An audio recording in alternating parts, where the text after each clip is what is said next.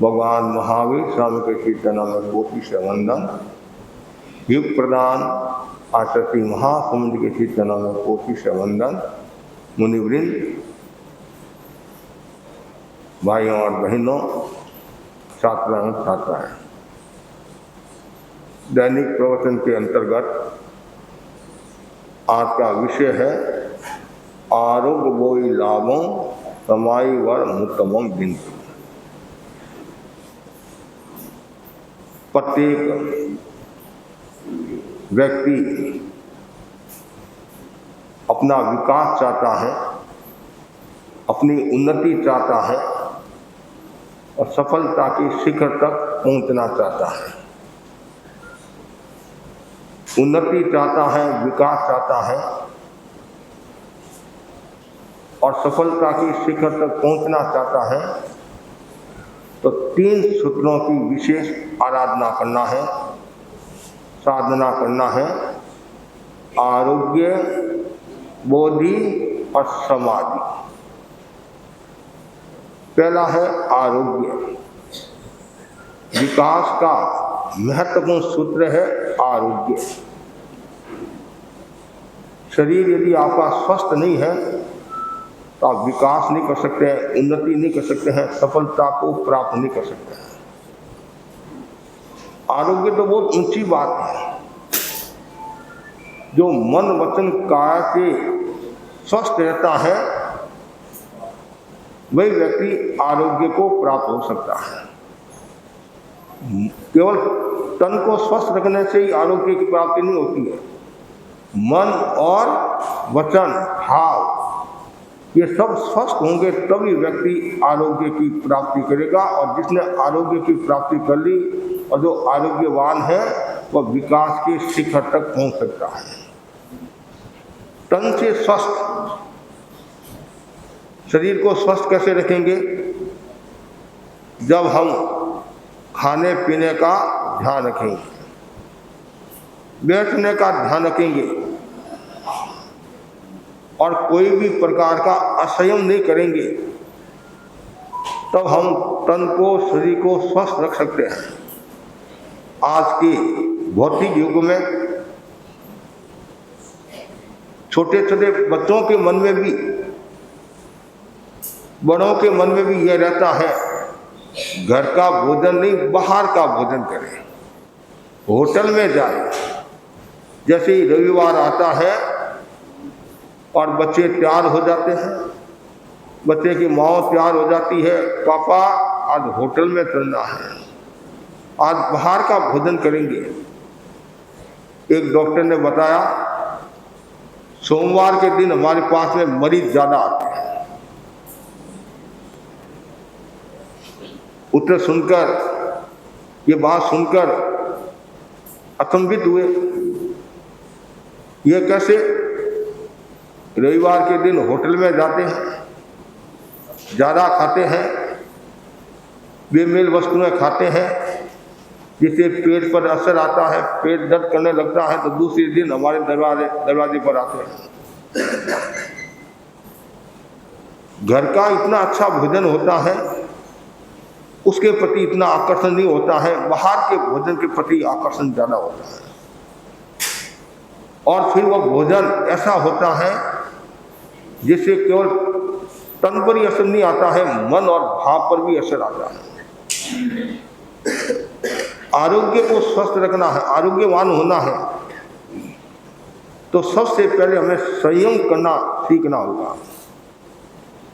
जितना ज़्यादा खाने का, पीने का संयम होगा, रहने का संयम होगा। कुछ बच्चे हैं बहुत देरी से उठते हैं, यह भी एक बीमारी का घर है। आचार्य महाप्रज्ञ फरमाते थे जल्दी सोना, जल्दी उठना।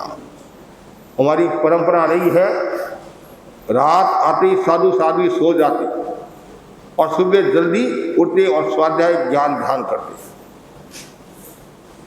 और आज तो परिस्थितियां ऐसी है, कभी कभी तो रात आने के बाद प्रवचन होता है। रात आने के बाद प्रवचन होता है, जब हमारे सोने का समय होता है तब तो हमें प्रवचन करना पड़ता है। तब हमने मुनि मोहनलाल आमिर के साथ उल्लासनगर में प्रवास किया था तो रात को 10:30 से 11:30 प्रवचन करती थी और 12 बजे सोती थी। तो कभी कभी अव्यवस्था होने के कारण, दिनचर्या व्यवस्थित नहीं होने के कारण भी शरीर पर असर आ जाता है और 1-2 दिन नींद भी यदि बराबर नहीं आती है, नींद खराब हो जाती है तो भी शरीर पर असर आ जाता है। इसलिए आरोग्यवान बनना है तो सबसे पहले क्या करना पड़ेगा बच्चों? खाने का संयम, बोलने का संयम और भावों की शुद्धि। बहुत सुंदर है, भावों की शुद्धि। बोलने का भी संयम रख देते हैं, खाने का भी संयम रख देते हैं, तो भावों की शुद्धि तो बहुत कठिन काम है। पॉजिटिव भाव रखना, सकारात्मक भाव रखना, सम्यक भाव रखना बहुत कठिन काम है। इसलिए हम लोग ये भावना भाते हैं कि हम आरोग्यवान बने, मन वचन काया से स्वस्थ रहे, कभी भी मन में दुर्भावना नहीं आए, नेगेटिव भाव नहीं आए, ईर्ष्या प्रतिशोध का भाव नहीं आए, कभी भी वचन से गलत नहीं बोलना, गाली नहीं देना, कटु वचन नहीं बोलना, और काया से भी कभी किसी को मारना नहीं, टाटा नहीं मारना, चूंटिया नहीं भरना। ये सब ध्यान रखने की बात है। और ऐसे ही खाने का भी संयम, जितना ज़्यादा खाने का संयम होगा, जितना सात्विक भोजन होगा, तामसिक और राजसिक भोजन से व्यक्ति दूर रहेगा, उतना ही वह आरोग्य को प्राप्त होगा। हम तो बहुत सौभाग्यशाली हैं और जैन धर्म में ये सब बातें में विरासत में मिली है।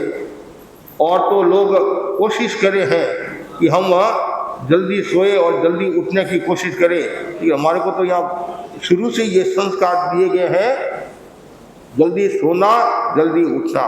चाहे छोटा बच्चा हो, छोटा साधु हो, चाहे बड़ा साधु हो, सामान्यतः 4 बजे के आसपास उठ जाते हैं। दूसरा बताया गया है बोधि विकास का महत्वपूर्ण सूत्र। बोधि, बोधि का मतलब क्या होता है? प्रज्ञा का जागरण। आपकी प्रज्ञा जागृत होगी क्या? नहीं हुई, नहीं जागृत प्रज्ञा। और आप यहाँ शिविर में किस लिए आए? बोधि की प्राप्ति के लिए आए, प्रज्ञा को जागृत करने के लिए आए हैं, कार्यशाला में इसलिए आए हैं। तो बोधि की प्राप्ति कैसे होती है? जब व्यक्ति का विवेक जागृत हो जाता है। विवेक का मतलब क्या हुआ? पृथक्करण, दूध का दूध, पानी का पानी, हे और उपादेय ज्ञेय का ज्ञान हो जाता है, करणीय अकरणीय का बोध हो जाता है, उसकी विवेक चेतना जागृत हो जाती है और बोधि की प्राप्ति हो जाती है। आचार्य भिक्षु को बोधि कहाँ प्राप्त हुई थी? राजनगर में। और वहाँ उन्हें बोध मिला, ज्ञान मिला। और बोधि की प्राप्ति के लिए क्या करना चाहिए? सम्यक ज्ञान, सम्यक दर्शन, सम्यक चारित्र की आराधना करना। यदि आप वास्तव में विवेक चेतना को जागृत करना चाहते हैं तो उसके लिए सम्यक ज्ञान, सम्यक दर्शन, सम्यक चारित्र की आराधना जरूरी है। हमारे जीवन में ज्ञान का बहुत बड़ा महत्व है। आज पंचमी है और तो पंचमी का जो दिन होता है बहुत बड़ा महत्व है और पंचमी को पूर्णा तिथि कहा गया है। जैसे नंदा, जया, अधिकता, वैसे तो पंचमी, दशमी और पूर्णिमा ये है, ये पूर्णा तिथि है। और कार्तिक शुक्ला पंचमी के दिन तो लाभ पांचम होती है, शुद्ध पंचमी।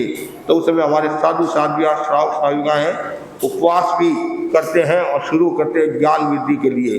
तो पंचमी का बहुत बड़ा महत्व है। और नारम पयासेरम, ज्ञान प्रकाश करने वाला है। और हमारे भीतर में जो अज्ञान रूपी अंधेरा है उसको दूर करने वाला कौन है? ज्ञान है।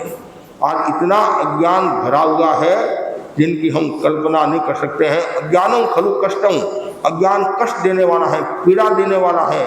और अज्ञान मृत्यु की ओर ले जाता है, हिंसा की ओर ले जाता है, दुर्गति की ओर ले जाता है। इसलिए अज्ञान को छोड़ो, ज्ञान चेतना का विकास करो।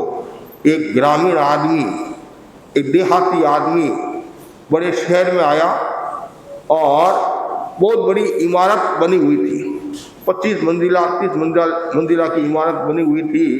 तो वो वहाँ आकर खड़ा हो गया और वहाँ लिफ्ट थी और एक गुड़िया आई, लिफ्ट में बैठी और ऊपर चली गई। और थोड़ी देर के बाद में एक नववधू आई, नई बिननी आई। उस ग्रामीण ने सोचा ये तो जोरदार है, एक क्षण में तो ऊपर चली गई और दूसरे क्षण में वापिस आ गई। तो बूढ़ी थी वो जवान होकर आई है, जब बूढ़ी है वो जवान होकर आई है। काश मैं भी मेरी औरत को लेकर आता तो मेरी औरत को भी मैं जवान बना देता। उसको पता नहीं है ये लिफ्ट है और यहाँ तो आते रहते हैं जाते रहते हैं, कोई जवान भी आता है कोई बूढ़ा भी आता है। इतना अज्ञान भरा हुआ है। ये अज्ञान बड़ा खतरनाक होता है। पति और पत्नी के बीच में झगड़ा हो गया। किसके बीच में झगड़ा हुआ?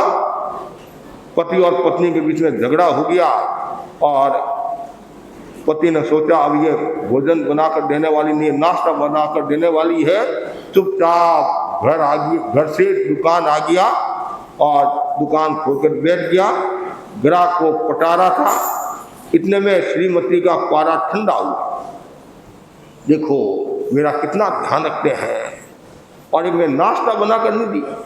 हर एक बात में मैं लड़ाई करती हूँ, झगड़ा करती हूँ। मेरा पति कितना शांत है, कितना समझदार है, कम से कम सुबह तो नाश्ता करा दूँ। उसका पारा ठंडा हुआ, गर्मा गर्म उपीट बनाकर वो वहाँ से रवाना हुई घर से और दुकान पहुँचती है तो दुकानदार एक ग्राहक से बात कर रहा था, ग्राहक को पटा रहा था और ग्राहक कह रहा था मुझे स्त्री चाहिए। क्या चाहिए? उस्त्री बोलते नहीं, स्त्री चाहिए, उस्त्री चाहिए।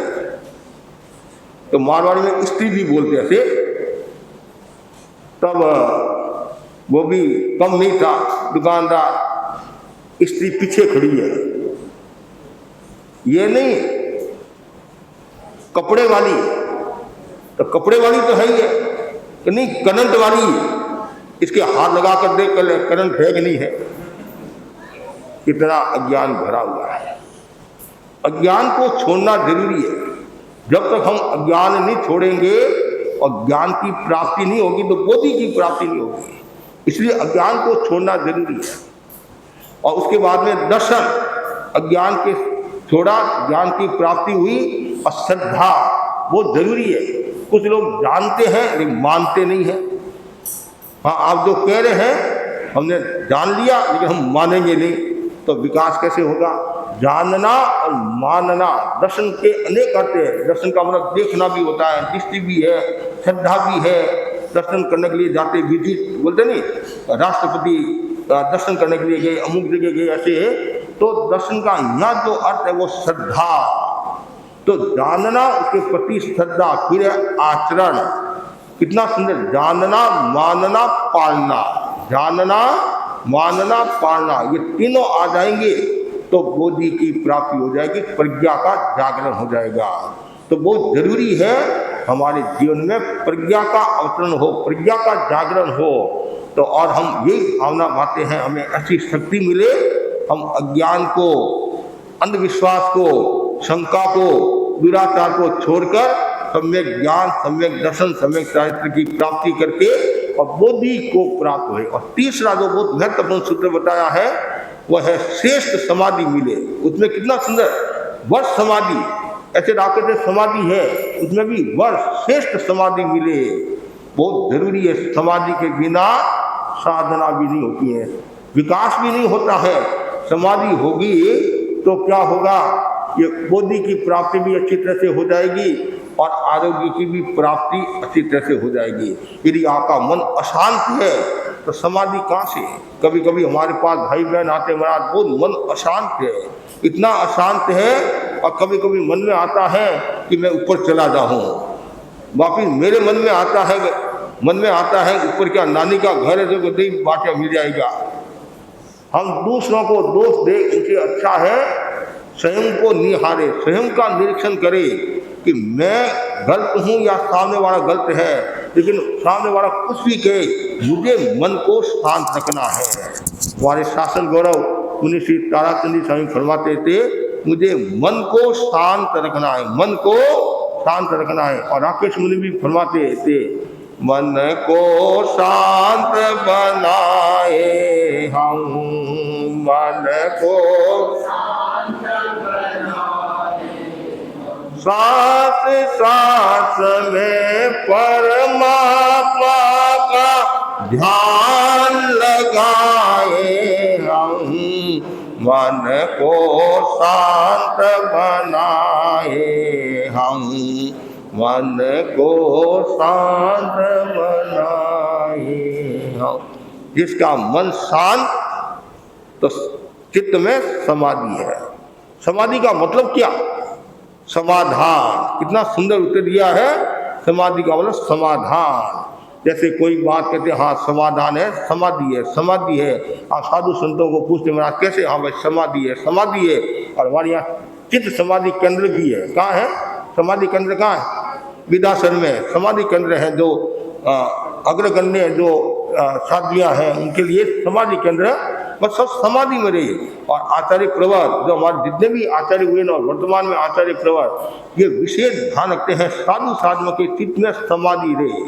और आचार्य भिक्षु ने भी भारमल स्वामी को क्या कहा था? वो सुंदर बात कही थी कि भारमल संघ में सब तरह के साधु साधु होंगे, कोई तन का रोगी, कोई मन का रोगी, सब तरह के होंगे, सब तरह के होंगे। लेकिन यदि चारित्र पालने की नीत है, चारित्र पालने की नीत है, भावना है, तो सहयोग करना, चारित्र की साधना में सहयोग करना, चारित्र पलवाने में सहयोगी बनना, मतलब उसको समाधि देना। कितना सुंदर समाधि है। तभी आज धर्म संघ जीवित है। और जिस धर्म संघ में यदि समाधि नहीं है वो धर्म संघ कभी जीवित नहीं रह सकता है। और जिस घर परिवार में भी यदि समाधि नहीं है तो वो घर परिवार भी कभी जीवित नहीं रह सकता है, कभी भी पूरा हो सकता। समाधि जरूरी है। समाधान। पति पत्नी के बीच में भी समाधि होनी चाहिए, बाप और बेटे के बीच में भी समाधि होनी चाहिए, गुरु और शिष्य के बीच में भी समाधि होनी चाहिए, परिवार के सदस्यों के बीच में भी समाधि होनी चाहिए। एक दूसरे के विचारों का आदर देना, एक दूसरे के विचारों को सुनना और मान सम्मान देना। और क्या ये तो समाधि। और है क्या समाधि? आपके पास कोई पैसा नहीं मांगता है, आपने उसको आदर दिया, सम्मान दिया, इतने में तो वो खुश हो जाएगा। जैसे कोई भाई आया तो पदा दोसा वीरा दोसा, इतने में वो खुश हो जाएगा। और आपने कहा पीछे बैठ, बस वो पीछे बैठ, इतने में तो सब काम घोटाला हो जाएगा। इसलिए वो जरूरी है समाधि देना। ये 3 सूत्र है। कौन से 3 सूत्र है? पहला कौन सा है? आरोग्य, दूसरा बोधि, तीसरा समाधि। आरोग्य वही लाभों समाई वर मुतमंग बिंदु, मुझे श्रेष्ठ समाधि मिले तो उसके लिए क्या करना है? समाधि के लिए क्या करना है? निरंतर स्वाध्याय, ध्यान, जप, मंत्र साधना और आत्मनिरीक्षण। क्या करना? सबसे महत्वपूर्ण बात है जो आत्मनिरीक्षण करता है, अपने दोषों को देखना है, अपनी खामियों को देखना है, और तो समझना चाहिए उसने समाधि को प्राप्त कर लिया और मृगावती की तरह, चंदन बाला की तरह केवल ज्ञान को प्राप्त हो जाओगे। तो बस मैं इतना ही आपको कहना चाहता हूँ। जितने भी यहाँ छात्र छात्राएं बैठे हैं, भाई बहन बैठे हैं, वो सब समाधि में रहे, सबकी प्रज्ञा जागृत हो और सभी आरोग्यवान बने। बार बार भावना भाई मैं आरोग्यवान बनूं, आरोग्यवान बनूं, बोधि को प्राप्त हूँ और समाधि को प्राप्त हूँ। आज से 5 दिवसीय संस्कार कार्यशाला भी प्रारंभ हो चुकी है। तो ज़्यादा से ज़्यादा बालक बालिकाएं संस्कार कार्यशाला में ज़्यादा से ज़्यादा सीखना करें और अपने जीवन को अच्छा बनाएं और सब अनुशासन के साथ रहे। जिसमें जो कक्षा है उस कक्षा के हिसाब से चले और 5 मिनट पहले आने की कोशिश करें। इसी आशा के साथ ओम।